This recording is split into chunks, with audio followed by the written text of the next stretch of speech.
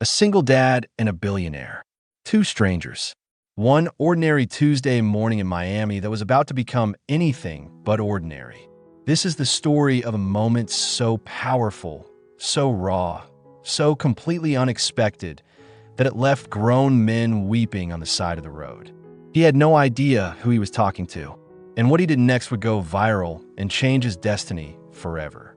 Mateo Rios was 38 years old. Broad shoulders, tired eyes, and hands that told you everything about the kind of man he was. Hands that had worked double shifts at a warehouse in Hialeah.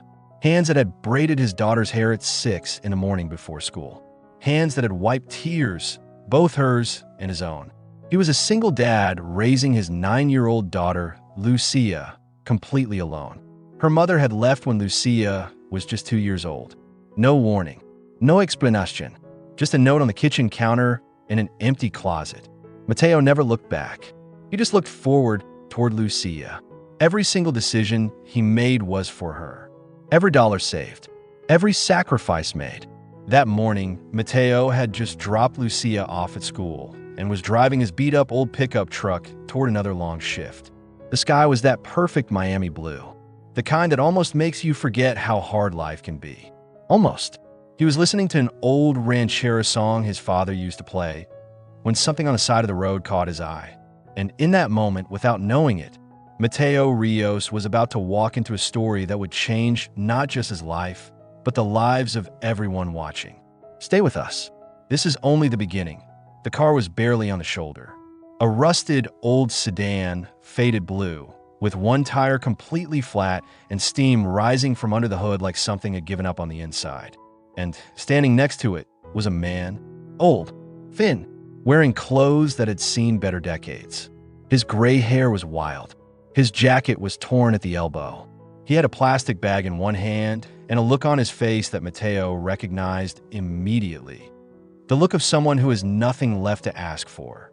Mateo slowed down. Then he stopped. He told himself he was just going to check. Just going to make sure the old man wasn't having a medical emergency. That's what he told himself. But the truth was simpler than that. Mateo Rios had been raised by a man who never drove past someone in need. His father, Roberto, used to say, "Mijo, the road will always test you. What you do when no one is watching, that's who you really are." Mateo stepped out of his truck.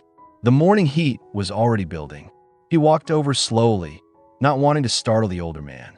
"Hey, you okay?" he called out. The old man turned. His face was weathered and deep with wrinkles. His eyes were sharp, alert, calm in a way that felt almost unusual for someone stranded on the side of a highway. "The car just stopped on me," the man said quietly. His voice was steady. "Lo, I don't have my phone. I was going to walk, in Miami heat, at what looked like 70 years old." Mateo looked at the car, then back at the man. He nodded slowly. "Let me take a look," he said. And just like that, the story began. Mateo was no mechanic.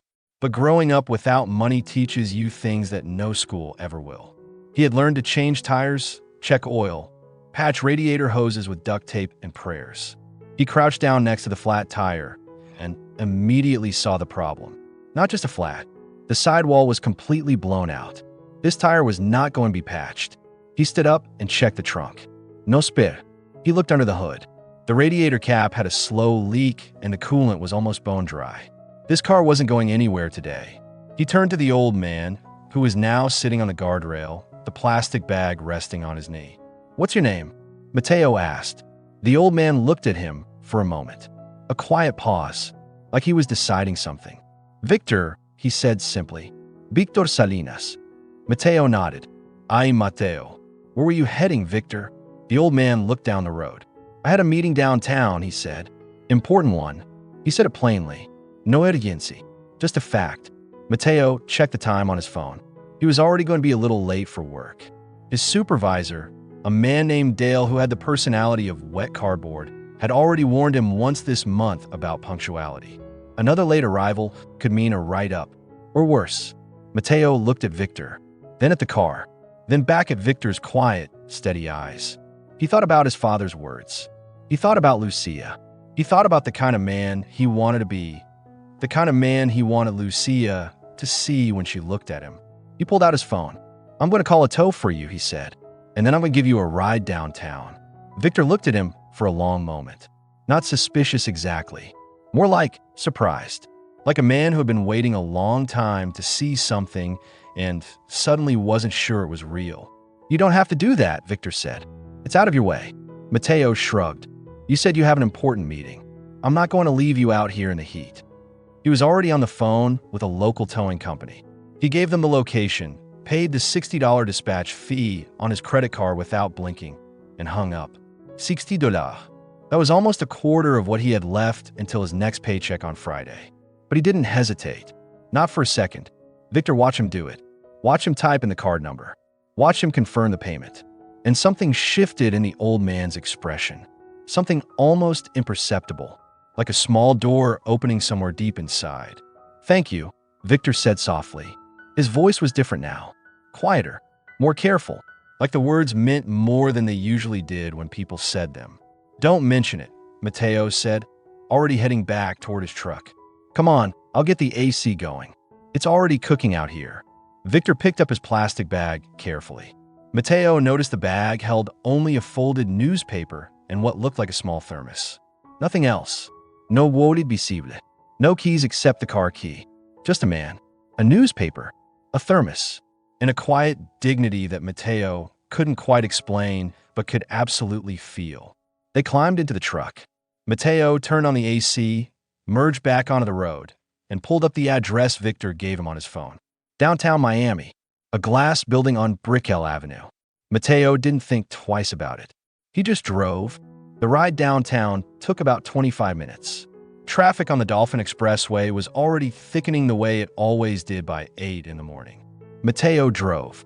Victor sat quietly on the passenger side, the plastic bag on his lap, his eyes moving slowly across the city, passing by the window. Miami in the morning has a particular energy. Construction cranes over half the skyline. Coffee carts on corners. Women in heels walking fast. Men in hard hats drinking from paper cups. A city always building something. Always in motion. Always loud. For a few minutes, neither of them spoke. It wasn't awkward. It was actually comfortable. The kind of silence you only have with certain people. People who don't need to fill every moment with noise. Finally, Victor spoke. "You have family here?" he asked. His eyes were still on the window. "My daughter," Mateo said. "Lucia. She's 9. Victor turned slightly. "Just the two of you?" Mateo nodded. "Just us." Another pause. Victor nodded slowly, like that answer landed somewhere meaningful for him. "That's a big responsibility," he said. "Not like a judgment, like a recognition." "It is," Mateo agreed. "But she makes it easy. She's a good kid. Better than I deserve, honestly." Victor smiled. It was a small smile. Slow, but it was warm. Genuine. "Kids like that don't happen by accident," he said. Someone raised her right. Mateo felt something catch in his chest. He didn't respond immediately, just kept his eyes on the road.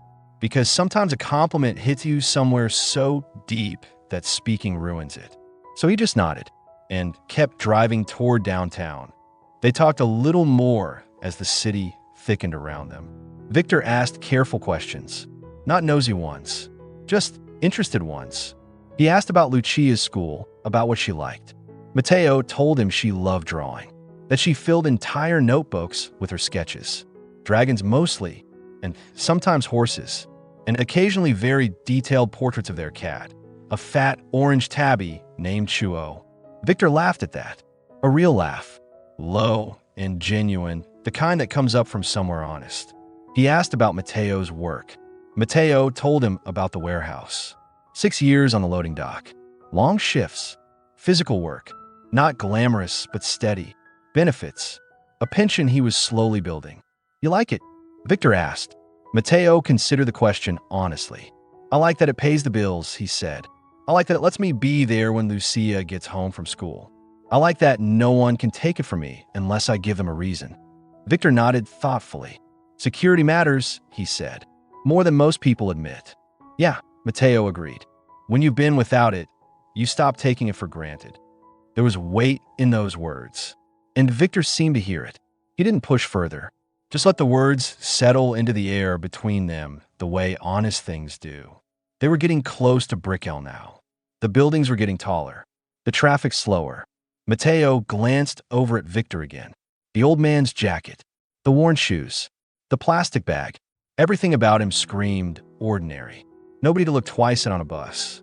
A man the city would walk right past. And yet, there was something Mateo couldn't name. Something that made him feel like this moment mattered more than it should. They pulled up to the address on Brickell Avenue. Mateo stopped in front of the building and looked up through the windshield. 40 stories of glass and steel. The kind of building that has a lobby with marble floors and a security desk and men in suits who walk fast and talk into their earpieces. The kind of building that makes you feel, depending on who you are, either important or invisible. This is it, Victor said. He was looking at the building too. Calm, unbothered. Mateo glanced at him sideways. You have a meeting in there? He asked. He didn't mean it as a judgment. It just came out. Victor turned to look at him. That small, careful smile again. I do, he said simply. Thank you, Mateo. For the tow. For the ride. For the conversation. He reached into his jacket pocket. Mateo expected him to pull out cash. Maybe try to pay him back something. Instead, Victor pulled out a small white business card. Plain. Simple. A name. A phone number. Nothing else. He held it out. If you ever need anything, Victor said. Anything at all. You call that number. Mateo took the card. He looked at it. Just a name and a number. He tucked it into the small pocket of his jeans. That tiny little pocket nobody actually uses. He didn't think much of it. People give cards all the time. Take care of yourself, Victor, he said. The old man opened the door and stepped down carefully. He gave one last look back at Mateo. And that look was something Mateo would replay in his mind for weeks afterward. Serious, grateful, almost searching, like he was memorizing something important. Then Victor turned, walked toward the building entrance, and the glass doors opened for him. And he was gone. Mateo was 40 minutes late to work. Dale, true to form, met him at the dock with a clipboard and a tight expression. 43 minutes, Rios, he said. Mateo apologized. He didn't make excuses. He said he'd had to help someone on the side of the road. Dale stared at him for a moment, then wrote something on his clipboard and walked away without another word. That was Dale's version of mercy. Mateo clocked in, put on his gear, and started his shift. The warehouse was loud. Conveyor belts, forklifts, the smell of cardboard and machine oil. The kind of place where your body gets tired, but your mind has room to wander. And Mateo's mind kept wandering back to Victor. There was something he couldn't shake. The way the man had looked at him in those last few seconds. The way he'd said, if you ever need anything. As if the offer came from a place of real power. But the jacket was torn. The car was a ruin. The plastic bag held a newspaper and a thermos. None of it added up. Mateo told himself he was overthinking it. He'd met a kind old man in a bad situation and done the decent thing. That was all. And yet, the card sat in that tiny pocket all day. He felt it once during his lunch break. Touched it without taking it out. Just checked that it was still there. His co-worker and closest friend, Ramon, noticed. Ramon was 42, heavy-set, and had the emotional radar of someone who had survived enough of his own hard years to recognize a man carrying something. You good today? He asked. Mateo nodded. Yeah, just thinking. Ramon gave him the look. The one that said, you can talk or not, but I'm here either way. That was the thing about Ramon. He never pushed. He just stayed. That evening, Mateo picked up Lucia from her after-school program. She came running out the way she always did, backpack bouncing. Hair partially escaped from its braid, waving a drawing she'd made. It was a horse. A very detailed, very proud-looking horse, with what appeared to be a tiny crown on its head. It's a queen horse, she announced. Obviously, Mateo said, taking it carefully. He looked at it the way parents look at their children's art. Not like a drawing, but like a small miracle. They drove home to their apartment in Hialeah. 2 bedrooms. 3rd floor. The elevator had been broken for 4 months. Mateo carried both backpacks up the stairs. He made dinner. Rice and black beans, and chicken thighs marinated in garlic and cumin the way his mother used to make. The smell filled the apartment, And for a few minutes, everything felt exactly the way it was supposed to feel. After dinner, Lucia did her homework at the kitchen table while Matteo cleaned up. She asked him how his day was. He told her he'd helped an old man with a broken car. She looked up. Was he okay? Matteo smiled. Yeah, he was okay. Lucia nodded, satisfied, and went back to her homework. That simple question, that immediate concern for a stranger she'd never met. That was Lucia. That was exactly who she was. And right then, looking at his daughter bent over her worksheet with her tongue pressed to her lip in concentration, Matteo thought about what Victor had said in the truck. Kids like that don't happen by accident. Someone raised her right. He stood at the sink for a long moment, hands in the warm water, feeling quietly and completely like maybe he was doing something right after all. 3 days passed. Normal days. Warehouse days. School pickup days. Chew the cat days. Matteo had almost stopped thinking about Victor. Almost. On Thursday evening, his phone buzzed with a number he didn't recognize. He almost let it go to voicemail. He picked up. Mr. Rios? A woman's voice. Professional. Crisp. This is Diana Castillo, calling on behalf of Mr. Victor Salinas. Do you have a moment? Matteo sat down slowly on the couch. Lucia was in her room. Chuo jumped up next to him immediately, because cats always know when you need to be still. Yes, Matteo said. His voice came out steadier than he felt. Mr. Salinas wanted me to follow up personally, Diana said. He mentioned you helped him earlier this week. He asked me to express his gratitude and to let you know he hasn't forgotten. Matteo nodded, even though she couldn't see him. It was nothing, he said. It was a pleasure to help. There was a brief pause on the line. Mr. Rios, I'd like to set up a meeting at your convenience. Mr. Salinas would like to speak with you directly. A meeting, Matteo repeated. What kind of meeting? Another pause. Careful. The kind that will be worth your time, Diana said. I can promise you that. He asked for 24 hours to think about it. She agreed easily, gave him a direct number, and hung up. Matteo sat on the couch for a long time after that.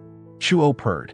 The city hummed outside, and somewhere in the distance, something Matteo couldn't name was beginning to shift. He took the small white card out of his jeans pocket and looked at it again. Just a name, just a number. Victor Salinas. He turned it over in his hands slowly, feeling, with every passing second, that his life was standing at some invisible edge that he called Ramon that night. Told him everything. The broken car, the old man, the ride to Brickell, the card, the phone call from a woman named Diana. Ramon listened without interrupting, which for Ramon was an extraordinary act of discipline. When Matteo finished, there was a pause. Brickell Avenue, Ramon said finally. That glass building on Brickell. Yeah, another pause. Matteo. Ramon's voice had changed, gotten slower, more deliberate. Did you look up the name? Victor Salinas. Matteo had not. He hadn't even thought to. Look it up right now, Ramon said. While I'm on the phone. Matteo typed the name into his phone's browser. Victor Salinas, Miami. The results loaded. He stared at the screen. He said nothing for several seconds. Ramon, he finally said. His voice was a near whisper. Yeah, this man. Matteo trailed off. He was scrolling, reading. A Forbes profile from 2 years ago. A photograph.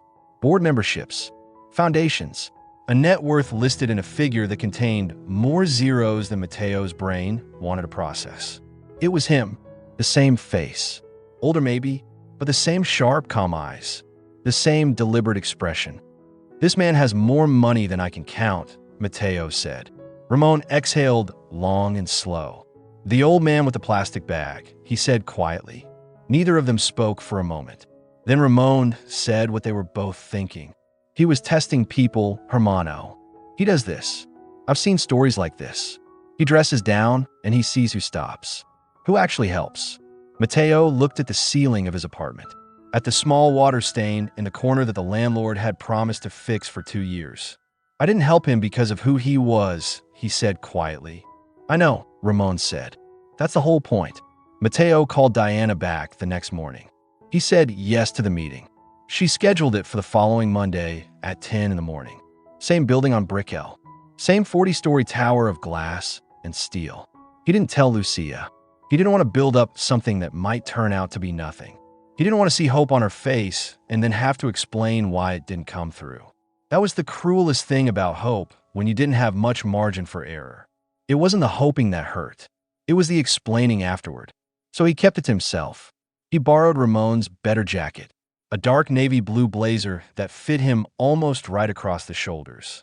He shined his shoes on Sunday night the way his father had taught him, with a cloth and actual polish, working in small circles. Lucia came and sat on the bathroom floor to watch him do it, asking questions about everything as she always did. Why does the polish make them shiny? Why do you have to use a cloth and not just your hand? Why do shoes get dull in the first place? Matteo answered every question patiently and honestly, because that was what he always did. He thought to himself, if this meeting is what it might be, if any part of what Ramon suspects is true, then I'm about to walk into a room that could change everything. And if it's nothing, if it's just a courtesy meeting and a polite handshake and a gift card, then at least Lucia didn't have to know. At least the hope would only belong to him. He set his shine shoes by the door. He laid the borrowed blazer across the back of the chair. He lay in bed that night, staring at the ceiling, listening to Lucia breathe softly from the next room. And for the first time in a long time, he let himself feel something that scared him more than failure. Monday morning arrived the way important mornings always do, both too fast and too slow at the same time. Matteo dropped Lucia off at school early. She hugged him the way she always did, both arms around his waist, her face pressed into his side. "Have a good day, Poppy," she said. "You too, Mija," he answered. And he held that hug 1 second longer than usual. He drove to Brickell. He found parking 2 blocks away and walked. The city was already in full morning motion around him. He was wearing the borrowed blazer and his shine shoes and his best pair of dark jeans. He looked, he hoped, like a man who had put thought into his appearance without trying too hard. The lobby of the building was exactly as he'd imagined. Marble floors, high ceilings, a security desk staffed by 2 men in crisp uniforms, a massive glass wall looking out over the bay. Matteo gave his name. One of the security men checked a list, nodded, and handed him a visitor badge. An elevator took him to the 32nd floor. The doors opened onto a space that felt completely different from the lobby. Quiet, warm tones, art on the walls, not sterile corporate, something more personal. A woman stood waiting. Tall, mid-40s, sharp-eyed, but with a genuinely warm smile. "Mr. Rios," she said, extending her hand. "I'm Gianna Castillo." We spoke on the phone. Her handshake was firm and confident. "Mr. Salinas is expecting you." She led him down a hallway with large windows overlooking the water. Matteo kept his breathing steady, kept his hands loose, kept his father's voice somewhere in the back of his head. "Be yourself, Mijo. That's the only version of you that's worth being." The office at the end of the hall was large, but not showy. A wide wooden desk, bookshelves covering one entire wall, floor-to-ceiling windows with a view of Biscayne Bay that would stop anyone's breath.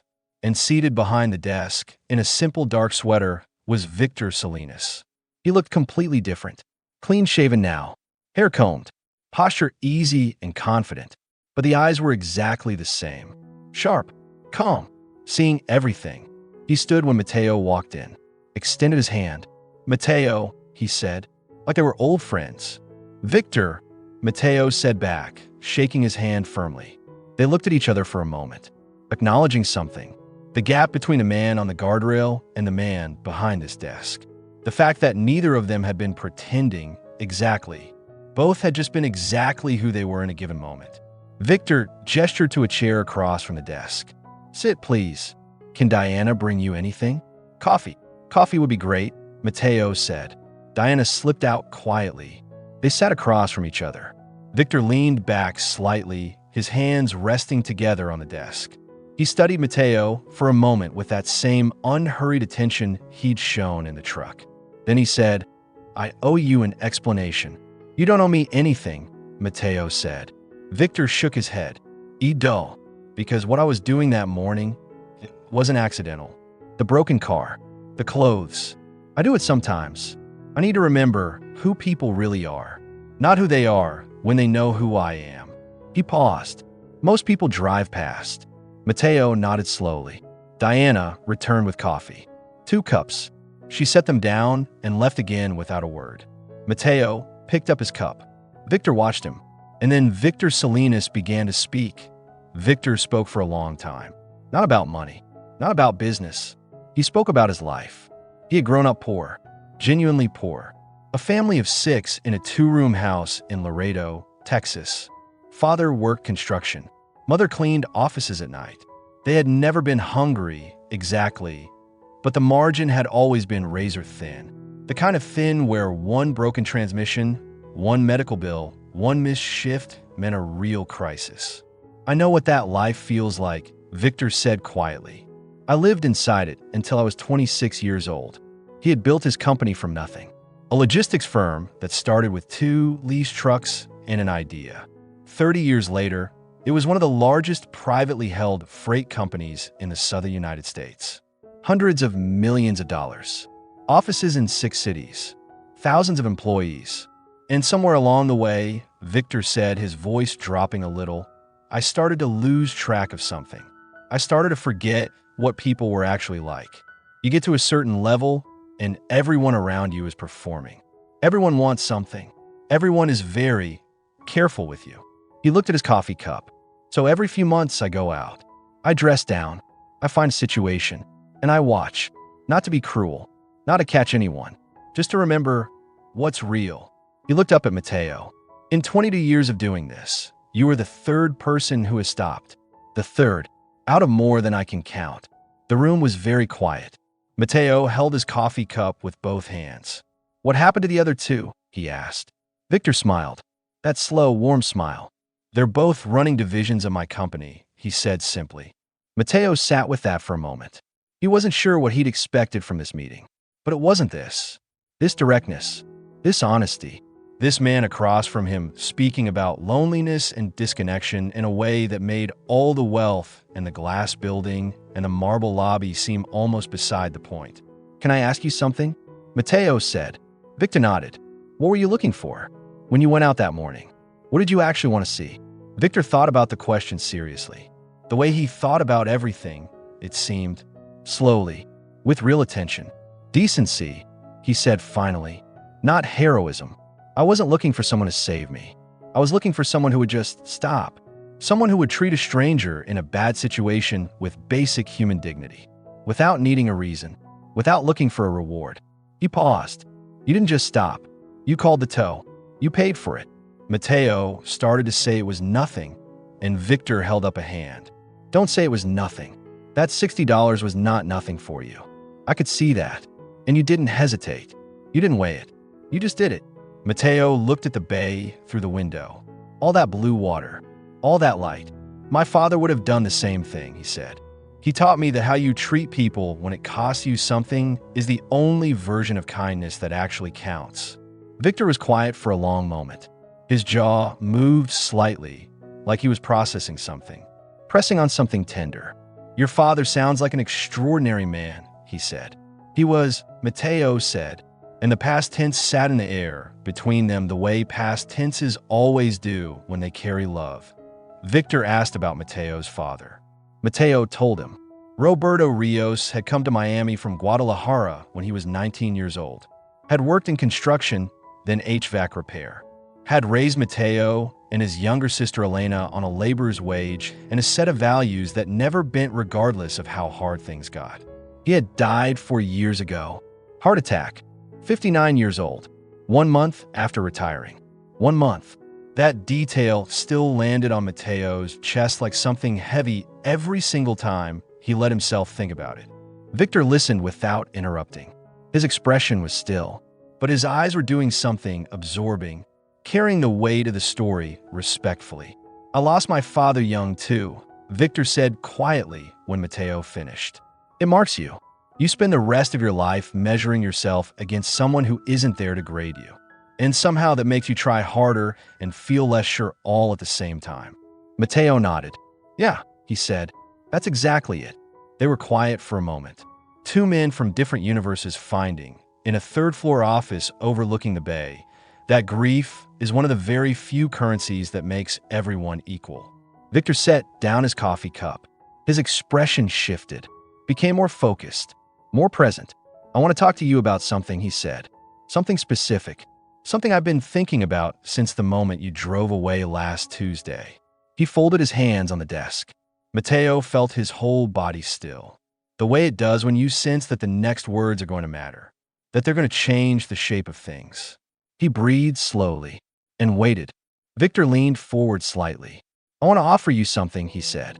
"But before I tell you what it is, I need you to understand why." Matteo nodded. "I have spent 30 years building something real. And in all that time, the thing that has proven hardest to find is not money, not clients, not opportunity. It is character, the kind you can trust when things are hard, the kind that doesn't change based on the audience." He looked at Matteo steadily. "I believe you have it. I saw it in the way you handled that morning, the way you handled me. You didn't see an opportunity. You saw a person." He paused. "I want to offer you a position in my company, starting at a level that matches your work ethic, not your current title." Matteo's hands tightened slightly around the arms of the chair. "What kind of position?" he asked carefully. Victor said the title: Operations Coordinator, Supply Chain, overseeing a team of 12 at a distribution facility in Doral. A real salary, benefits, a clear path for advancement. He named a starting number. Matteo kept his face neutral, but inside, something enormous was happening. That number was more than double what he made at the warehouse. More than double. He did the math quickly and involuntarily. What that meant for Lucia's school, what it meant for the apartment, for savings, for the future he had been slowly, painfully constructing dollar by dollar on a loading dock for 6 years. He realized his hands were completely still on the armrests. Too still. He was holding himself together very, very deliberately. "You don't know me," he said. His voice was quiet, steady. "You spent one car ride with me." Victor smiled. "I know more about a person in one car ride than most people learn in a year of interviews," he said. "I've had a lot of car rides." Matteo asked for time to think. Victor gave him a week. No pressure. No deadline ultimatum. Just a week and Diana's number and a genuine handshake at the door of the office. Matteo rode the elevator down alone, walked through the marble lobby, pushed through the glass doors back into Miami's morning heat. He stood on the sidewalk for a moment. People moved around him. The city kept its pace. He looked up at the tower, counted floors approximately with his eyes, thought about the man up there on the 32nd floor, who had dressed like nobody to find out who everybody actually was. He walked to his truck. He sat inside without starting it for several minutes, just sitting, his hands on the steering wheel, not gripping it, just resting there. He thought about Lucia's face when she showed him the queen horse drawing. He thought about the water stain in the corner of the ceiling. He thought about Dale and the clipboard and being 43 minutes late. He thought about his father's shining shoes in a small bathroom in Hialeah. He thought about what it would mean to call his sister Elena and tell her. To hear her voice go high and tearful the way it did when things finally went right after going wrong for a long time. He thought about Ramon, about the borrowed blazer, about $60 on a credit card without blinking. He sat in the truck on Brickell Avenue, the bay glittering in the distance through his rearview mirror, and he did something he hadn't done in a long time, not since his father died. He bent his head over the steering wheel, and he cried. Not from sadness, not for grief, from something larger and harder to name. Something that felt, for the first time in years, like the beginning of something that he called Ramon from the parking lot. Told him everything, every word, every detail. When he finished, Ramon was quiet for so long that Matteo thought the call had dropped.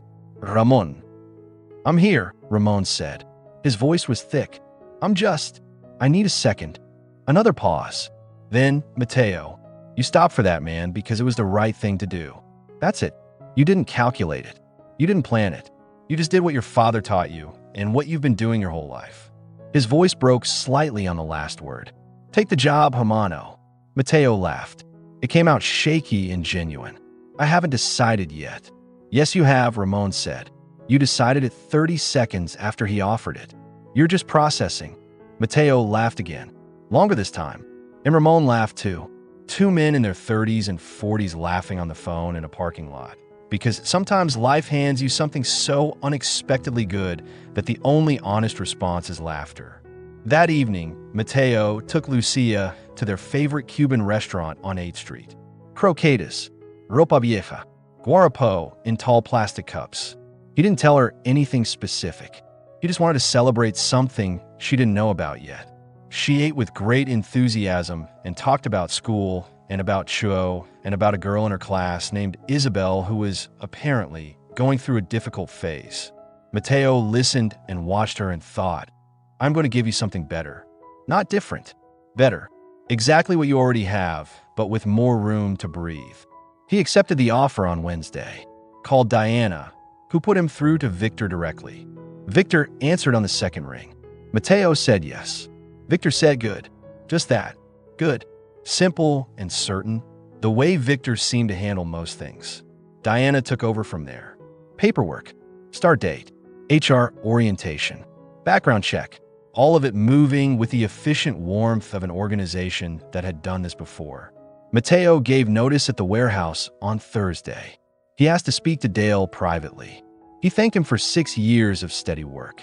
He said it honestly because honest was the only way he knew how to do things. Dale looked at him with the clipboard and the tight expression and then, to Mateo's genuine surprise, stuck out his hand. You're a good worker, Rios, he said.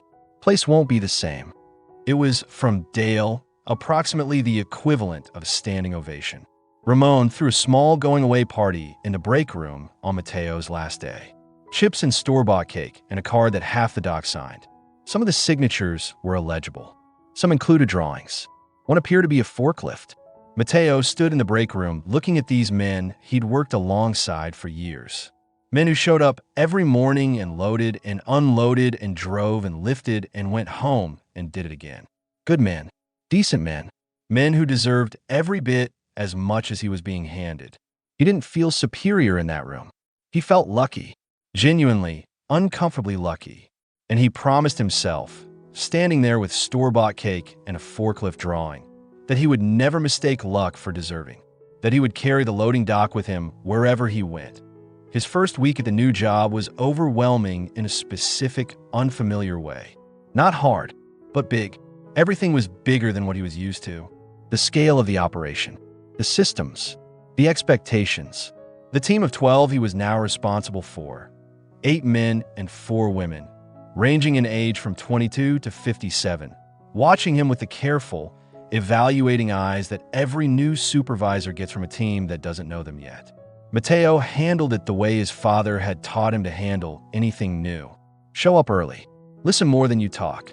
Learn people's names before you learn their job titles. On his second day, he spent the first 2 hours just walking the floor and introducing himself.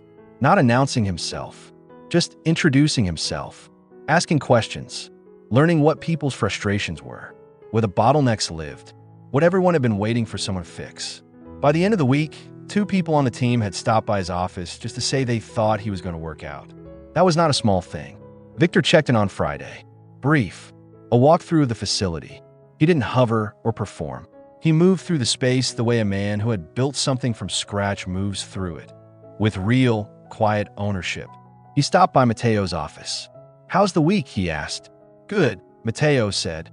Steep learning curve. But good. Victor nodded. You'll figure it out faster than you think. He said it plainly, not as flattery, as an assessment. Then he kept walking, and Mateo thought, this is what it feels like to be trusted before you've fully earned it, and understood, with everything in him, what an enormous responsibility that was. Weeks passed, then a month, then 2. Mateo found his footing. He was good at the job in the way that certain people are good at things that fit the shape of who they already are. He was organized. He was calm under pressure. He was fair in a way his team could feel, not performing fairness, but actually being fair, which is a rarer thing than people admit. Lucia saw the change in him. She was 9 years old and sharper than most adults Mateo knew, so of course she saw it. You seem different, she told him one evening. They were doing the dishes together the way they always did. Different how? He asked. She thought about it seriously. Less tired, she said finally. Like, tired in your body, but not in your face. Mateo looked at her. That's very perceptive. She shrugged, very casual about it. I pay attention, she said. I know. He handed her a plate to dry. She dried it with great concentration. Are things going to be okay? She asked, quietly, still looking at the plate. And that question, that small, quiet, 9-year-old question, it hit him somewhere ancient, because he knew what that question really was. It was the question she'd been carrying since she was old enough to understand that things could be not okay. He put down the dish in his hand and turned to face her. Things are going to be better than okay, he said. She looked up at him, searching his face the way kids do when they need to know if you're being real or just being a parent. He held her gaze steady, because he was telling the truth. He was genuinely, completely telling the truth. And she knew it. Her face relaxed, and she went back to drying the plate. It was around the 3-month mark when Victor invited Mateo to lunch. Not at the office, at a small Cuban restaurant in Little Havana that Victor apparently visited regularly, and where the owner knew him by name and brought him a cafecito without being asked. They sat at a table outside. The street was alive around them. Music from somewhere. The smell of garlic and coffee. The particular sound of Miami Spanish, fast and warm and full of music of its own. Victor seemed more relaxed here than anywhere Mateo had seen him. Less executive, more just a man. A man who liked cafecito and sidewalk tables and the company of someone he'd chosen carefully. They talked about the business, about Mateo's first 3 months, about what Victor was thinking for the company in the next 2 years. Victor talked about it the way someone talks about something they've built with their hands and their whole life, with pride and with worry and with the deep investment of someone who cannot fully separate themselves from it. And then Victor put down his cup and said something that shifted the tone. I want to tell you something, he said. Something personal, if you'll allow me. Mateo nodded. Victor looked at the street, at the people passing, at the ordinary, busy, beautiful life of the neighborhood. I have been very successful, he said. By any measure that the world uses, I have won. Multiple times. And I have been profoundly lonely.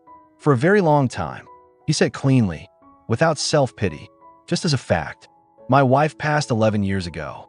My children live in other cities. And the success. He paused.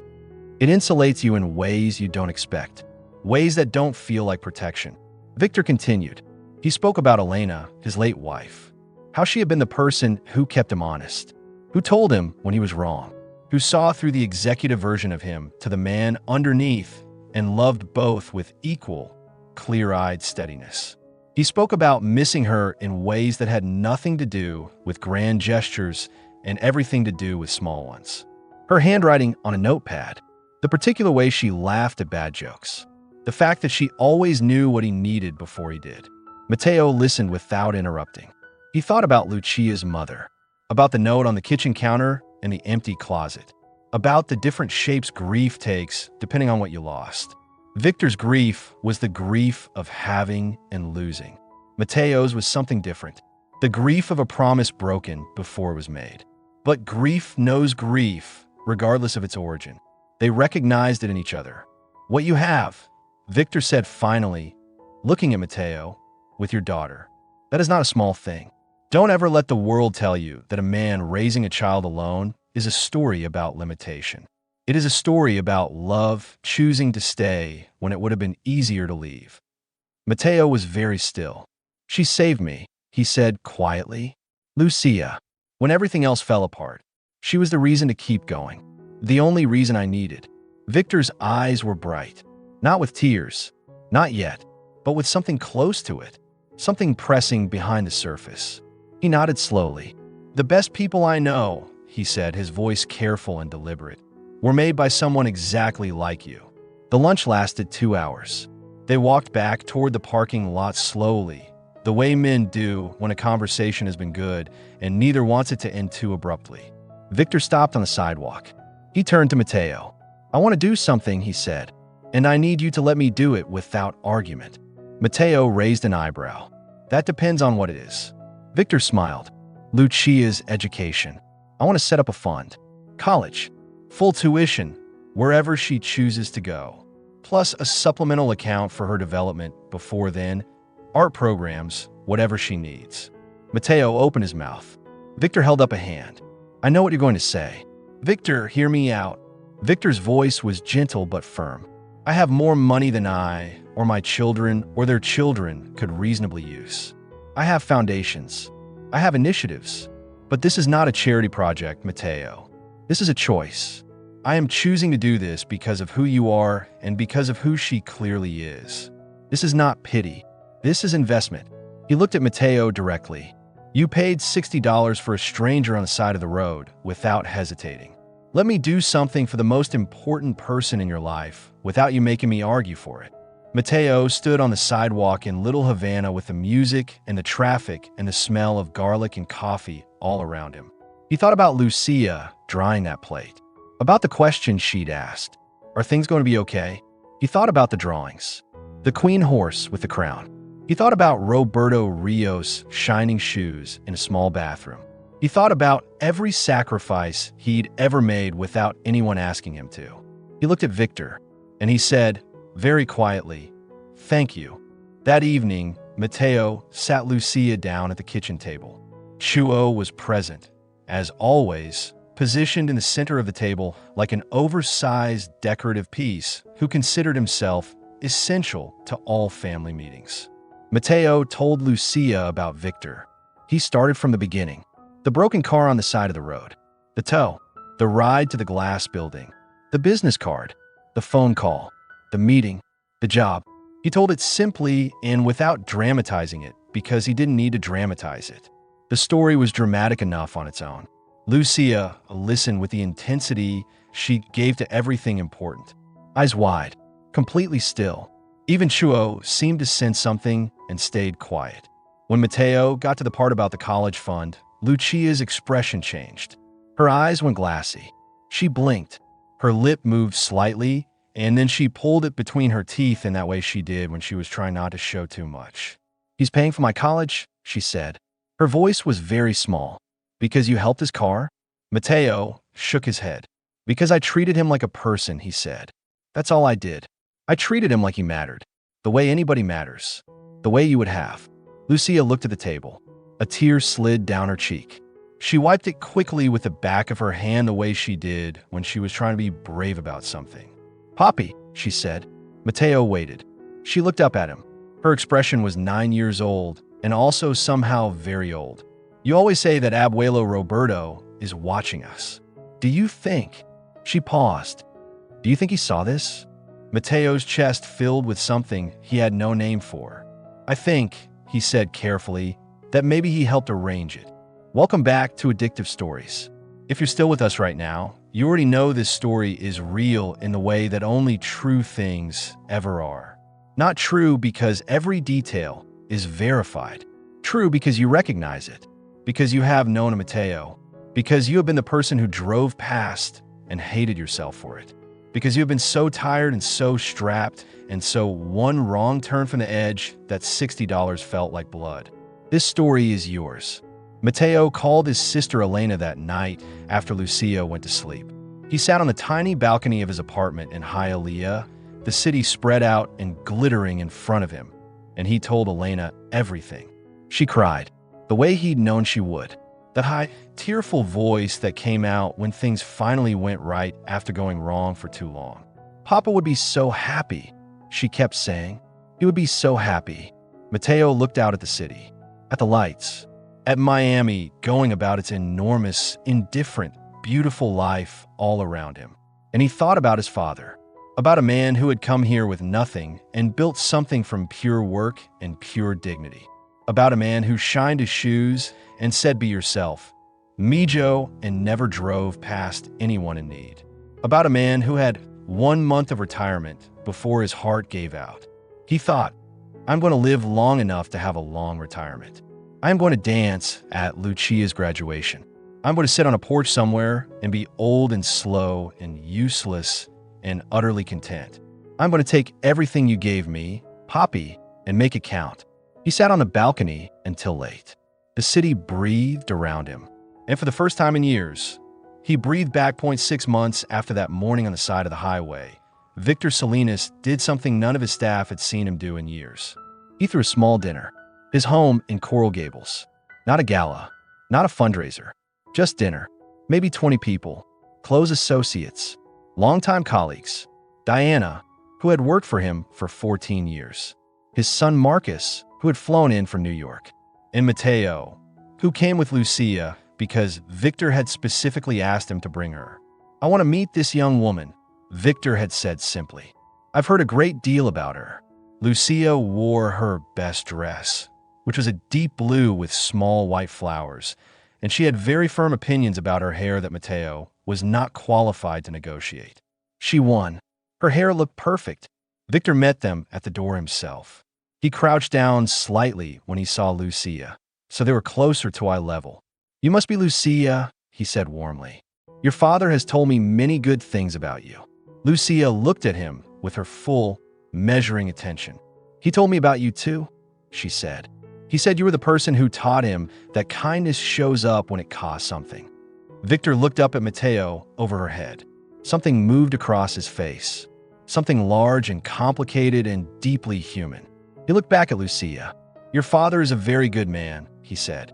"I know," Lucia said simply, without any false modesty, without performance, just as a plain fact that she had always known.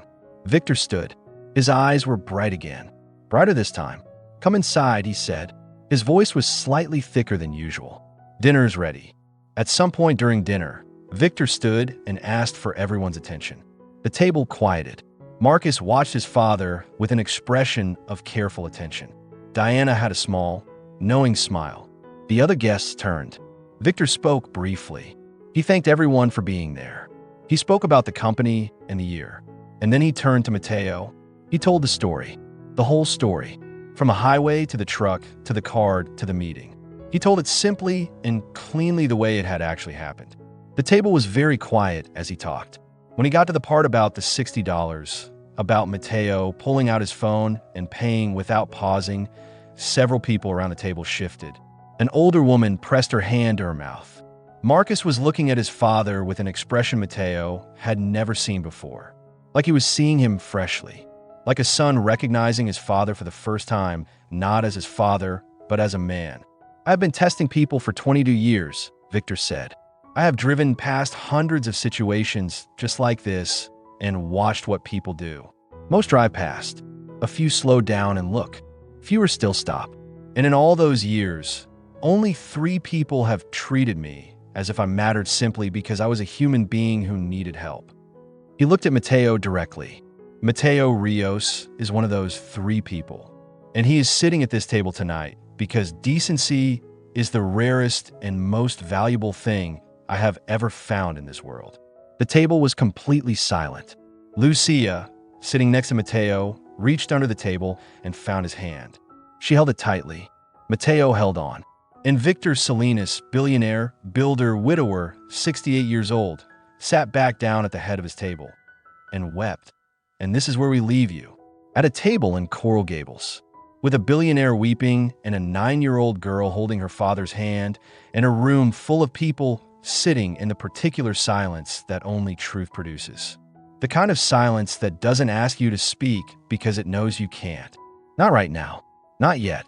Mateo Rios didn't get lucky that morning on the highway. He didn't do something extraordinary. He did something ordinary, the most ordinary thing in the world. He saw a person who needed help, and he stopped. He spent money he didn't really have. He was late for work. He gave a ride to a stranger in a torn jacket with a plastic bag and a thermos and nothing to offer him in return. At least, that's how it looked from the outside. What it actually was everything his father had ever taught him.